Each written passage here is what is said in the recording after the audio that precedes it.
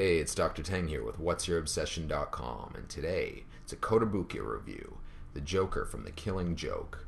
Now this is part of their ArtFX line, which includes other notable such entries as the Jim Lee Batman and the upcoming Jim Lee Superman. The Jim Lee Batman is one of my favorite Batman statues and was recently re-released in a new color scheme, but because both of those are based on the work of a different artist, Jim Lee, they don't really match up with this one. Now, there are a couple really cool features in this statue that don't work on mine, but I've seen them work in other reviews and in person, so I know they do work.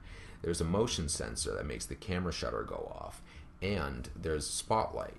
Now the spotlight on mine was working intermittently, but because I didn't want to show it flashing in the video and the pictures, I just shut it off. And you do that with a light switch on the back, there's a battery at the bottom, it's all very simple stuff. Not sure what happened to mine, probably just a broken wire in shipping. Now the sculpt on this is incredible. I really love the job they did on it. I go over a lot of the detail here and you can see a lot more in my high-res photos. But when you see stuff like the camera, just how detailed and nice looking it is, the crate, how it's busted, but not in an even way, like the boards come out differently, and that's really cool to see. The Joker's face is just superb. The way one of his eyes is closed so he can look through the shutter properly, that insane grin, just the line work around his eyebrows and his just evil smile, very well done. The paintwork on this is also really nice, and you can definitely see that on the crate and the actual statue itself. There's a good, like, a little bit of a wood grain going, there's some shading in there. It's a very impressive job. Now, one common complaint I've heard is a lot of people don't like the little guy.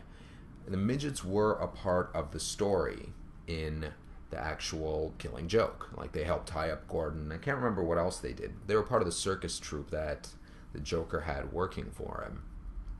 So I can see why they added it, and he's a nice little disturbing element to what otherwise could have just been like a cool Joker statue. And they got a little piece of dynamite there too, which I don't focus on too much, but it's a nice touch.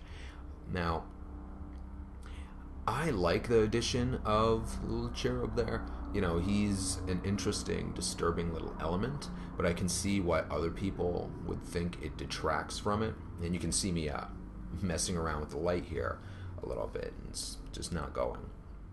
And that's where I think the motion sensor reads from the bottom plate.